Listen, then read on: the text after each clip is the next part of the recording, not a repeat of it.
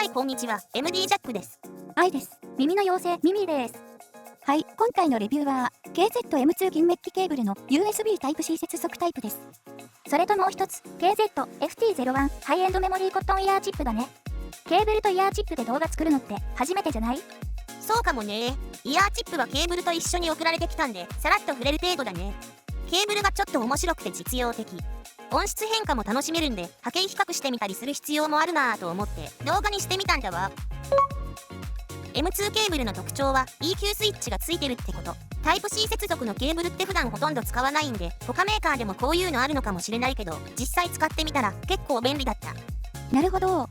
3つのモードがあって、この部分の色が変わるんですね。デフォルトはマゼンタ、スイッチをワンプッシュで低音モード、さらにもうワンプッシュで高解像度モード。これ、効果ってすぐ分かりました？すぐ分かったよ。そんなに派手な変化じゃないのが好印象だった。ここで波形変化、見てみたいよね。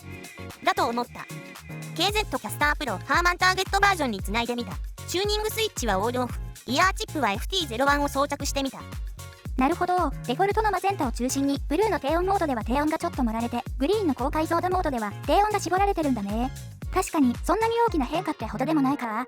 そう、低音モードだからといって、がっつり低音がブーストされるわけじゃないけど、違い自体はすぐわかるよ。高解像度モードも同様。プチ調整したい場合とかには良さそうですね。外で使ってるとき、このスイッチを押すだけなら簡単で実用的な気がします。ところで、このケーブル、価格は？送ってくれた KZ アコースティックさんの価格が約11ドルだから1600円ぐらいかな。そういえば、ラップの性能って全然書いてなかったよね。なので KZ アコースティックさんに聞いてみたところ、サンプリングレート 384kHz、32ビット高品質 DAC チャンネルを2つ搭載ってことだったんで、普通に音はいいよ。マニア向けではないと思うし、個人的には守備範囲外かなーなんて思ってたけど、使い勝手が良かったんで、こういうのも結構いいかもって思った。マイクも結構良さそうなんだけど、フロントトリアに搭載されてるんだって。マイナス26デシベルで感度がいいみたい。ちなみにこの画像の白い方は通常 KZ のモデルでマイク付きを選んだ場合のマイクとスイッチ。マイクは1個だし、作りもまあそれなり。比較すると M2 ケーブルのマイクはしっかりしてるわ。ジャックさん、通話してみた？一応通話テストしてみたよ。通話相手がとても聞き取りやすいって言ってた。こっちはキャスタープロで聞いてたからかなり明瞭。問題ないと思うよ。イヤーチップ FT01 なんですけど、輸入高品質メモリーコットン素材を使用してるんですね。表面に医療グレードの抗菌コーティングが施されていて、ちょっとツヤツヤ感があります。内側、黄色の部分が高弾性サウンドチューブで、黒い部分とは別素材が使われています。価格は1200円ぐらいになるけど、700円台で出してるショップもあるよ。ジャックさん、使ってみてどんな感じだったの？微妙に感じた部分は特になかったよ。触った感じ、FT01 の方が黄色の部分が少し固めに感じたんで、通常バンドルされてるメモリーフォームとはやっぱり違うわ。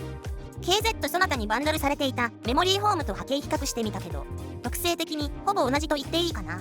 普段メインで使うことの多いリバイナスベルベットの波形も重ねてるけど、6から8キロあたりがソフトな出方になっているのがメモリーフォームの特徴っぽいね。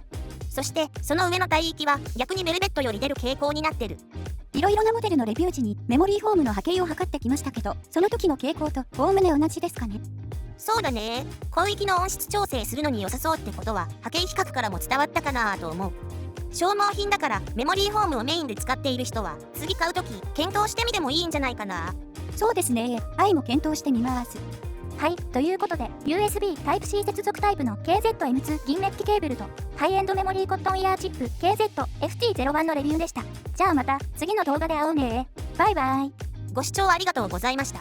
MD ジャックチャンネルはイヤホンレビューを音と波形た言葉で表現します。チャンネル登録お願いします。